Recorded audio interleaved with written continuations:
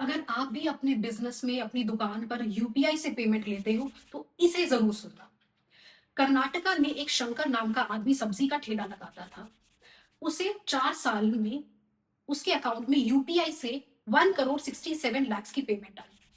तो फटाफट GST department से नोटिस भी आ गया कि शंकर जी 29 लाख का जीएसटी जमा करवाइए।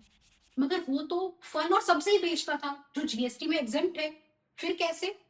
पर ऐसा नोटिस सिर्फ शंकर को नहीं गया था, करीब 9,000 ट्रेडर्स को गया था, चाहे वो चाय वाला हो, सब्जी वाला हो, बेकरी वाला हो, कोई भी हो।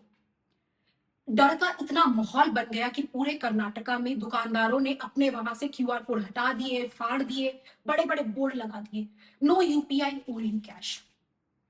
अब हैरानी की बात यह है कि डिपार्टमेंट ने ये नोटिस भेजे कैसे, किस बेसिस पे? उन्होंने बड़ा सिंपल सा काम किया। आपके अकाउंट में जितनी भी यूपीआई की ट्रांजेक्शन हुई टोटल की 40 लाख से ऊपर का टोटल बन रहा है, नोटिस भेजो, काम खत्म। पर घबराइए मत, ये सही नहीं है। जीएसटी यूपीआई से आई पेमेंट पर नहीं लगता, जीएसटी लगता है सप्लाई पे। अगर सप्लाई हुई है तो जीएसटी बनता है, चाहे फिर वो पेमेंट आपने कैश से ली हो या यूपीआई से ली हो। और शायद कर्नाटका सरकार को भी अपनी थोड़ी सी गलती इसमें समझ में आ गई, इसीलिए जैसे ही पूरे बिजनेस वर्ग ने, ट्रेडर्स ने बंद का ऐलान किया, उससे पहले कर्नाटका सरकार ने ये ऐलान किया कि अच्छा ठीक है, हम यहाँ वेवर दे रहे हैं, ऐसे नोटिस पर कोई एक्शन नहीं लिया जाएगा। खैर, वो पॉलिटिकली उस स्टेट में वहां पर क्या हुआ इससे फर्क नहीं पड़ता।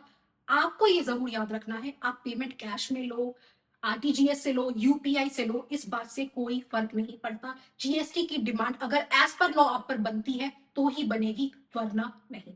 और ऐसे ही और जीएसटी वीडियोस के लिए फॉलो करें।